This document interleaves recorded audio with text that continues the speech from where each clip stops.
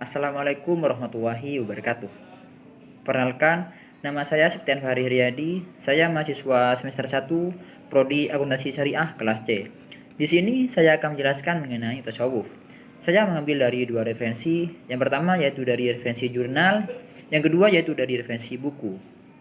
Nah, pertama-tama saya akan menjelaskan mengenai referensi dalam jurnal yang berjudul Akhlak dan Tasawuf, volume 04 nomor 01 2017 dari halaman 32 sampai 45 menjelaskan kata tasawuf diambil dari kata al-sufah, yaitu golongan muhajirin yang ikut bersama Nabi untuk hijrah ke Madinah.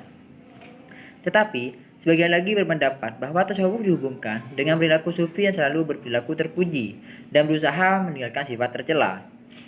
Secara istilah, kata tasawuf mempunyai beberapa arti. Salah satunya yaitu mensucikan hati sehingga tidak ditimpa suatu kelemahan serta menjauhi segala keinginan nafsu.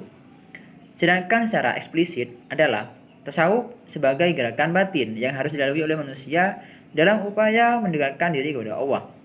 Tasawuf sendiri masih bersifat informal karena Nabi pernah melembagakan ritualnya ke dalam kehidupan masyarakat. Sufisme adalah salah satu bentuk ritual keagamaan yang mengedepankan penghayatan spiritual sebagai corong utama dalam menggali kebenaran. Nah, pembahasan yang kedua ini saya akan menjelaskan dalam referensi buku. Dalam referensi buku yang saya baca, yang berjudul Akhlak dan Tasawuf dalam Wacana Kontemporer menyatakan bahwa tasawuf berasal dari kata ahlu sufa'ah, yang artinya dinisbatkan kepada sebagian sahabat Rasulullah SAW yang hidupnya selalu menempati ruangan-ruangan di serambi masjid Rasulullah di Madinah. Mereka makan, minum, tidur, dan melakukan aktivitas lainnya di dalam serambi masjid tersebut. Penjelasan ini memiliki arti dan makna yang sama dengan penjelasan dalam jurnal.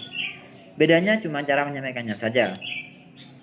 Tasawuf muncul pada zaman Rasulullah SAW sebab misi kerasulannya meliputi ajaran-ajaran yang berkaitan dengan keyakinan, keimanan, ibadah, dan akhlak. Ajaran akhlak inilah yang nantinya menjadi ajaran-ajaran tasawuf yang diamalkan oleh kaum muslim khususnya kaum sufi. Pengajaran dan pendidikan di masa Rasulullah dilakukan dengan melalui internalisasi nilai-nilai dan ajaran Al-Quran dan Al-Hadis. Dari ayat-ayat Al-Quran itulah Rasulullah mengajarkan tasawuf kepada umatnya. Sehingga penjelasan ayat-ayat Al-Quran itulah beliau menuntun akhlak para sahabatnya baik dengan perkataan maupun dengan perilaku beliau.